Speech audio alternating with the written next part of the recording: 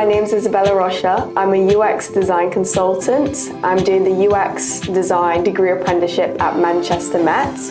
UX stands for user experience and basically designing services around user behavior.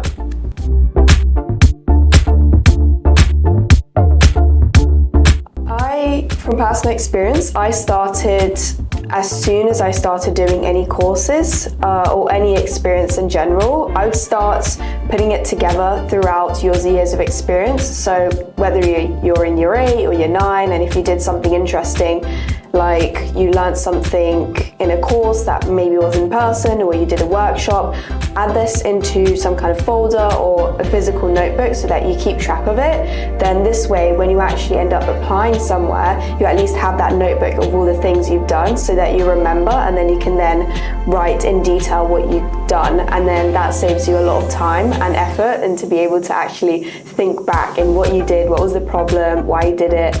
But yeah.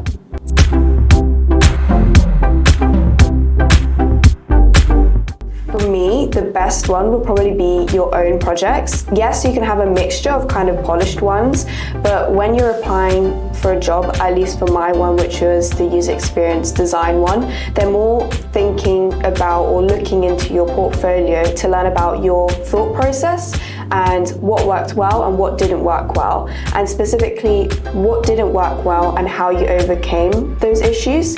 And that's really important because no project's going to be perfect. There's always going to be difficulties. So when someone's hiring you, it's really important to learn how you actually get around those difficulties. So it's really good to show kind of the project goal, what was the issue, how you overcame those issues, and then the solution, or was the solution better or worse, or what did you do, what was the outcome of it and the result.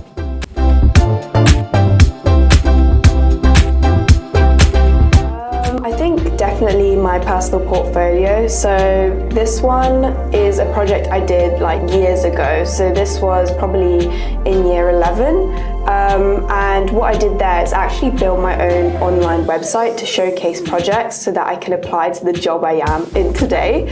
I know that year 11 is quite soon, but I kind of had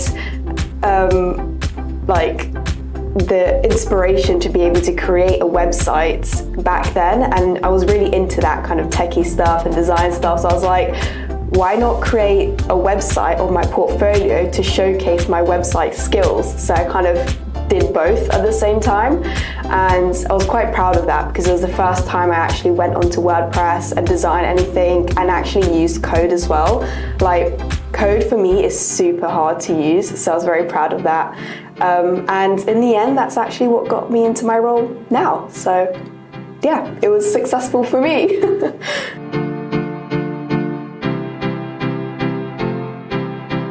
I think one of the biggest hacks I have that I used before applying to my current role is actually either using like a free brief, like fake brief generator, or you can easily use ChatGPT now, or just AI in general. So what you can input is ask like, okay, I'm trying to apply to a design degree or a design role.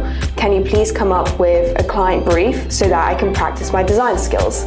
And then doing that, you're then able to get similar experience, but then actually showcase the design work in a more realistic way. So instead of just coming up with design out of thin air, you're actually tailoring it to the brief.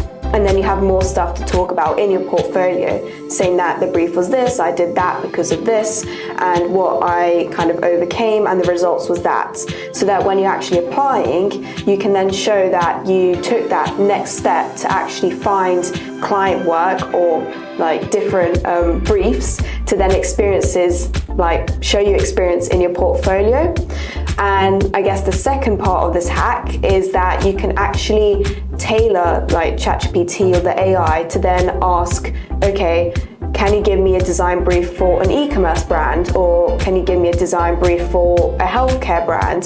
So then you're able to showcase a range of design experiences, and this applies to any other industry as well, if you want to be a developer or other portfolio subjects. So that really helped me. And I think another hack as well is kind of, you don't have to make it like very well polished. What I mean is, You don't have to have it like in a PowerPoint, or you don't have to make it into a website. Like, you can show your portfolio and experience in the way that feels best for you. Like for me, because I was applying to a UX design apprenticeship, I decided to create my portfolio in a website.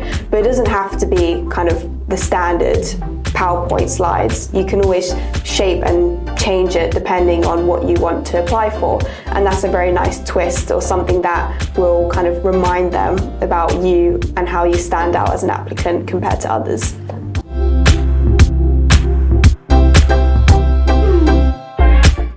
I think that comes back to the last question and about being polished. You don't have to have a polished portfolio. So what I mean by that is everything that you put in there doesn't have to be 100% like, I guess the results were amazing, the outcome was perfect.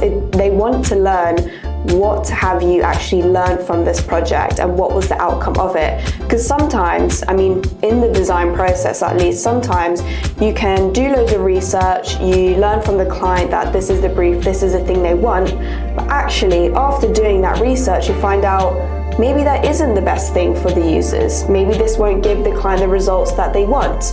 Maybe we should pivot and do something completely different, or just abandon it as a whole and share that report with the client. So sometimes in the brief, that doesn't have to be the same as the outcome. So it's important to show your process throughout that. And one of the biggest mistakes I made in the beginning is trying to make everything look perfect in my portfolio. It's important to show your thinking and your process rather than making everything perfect.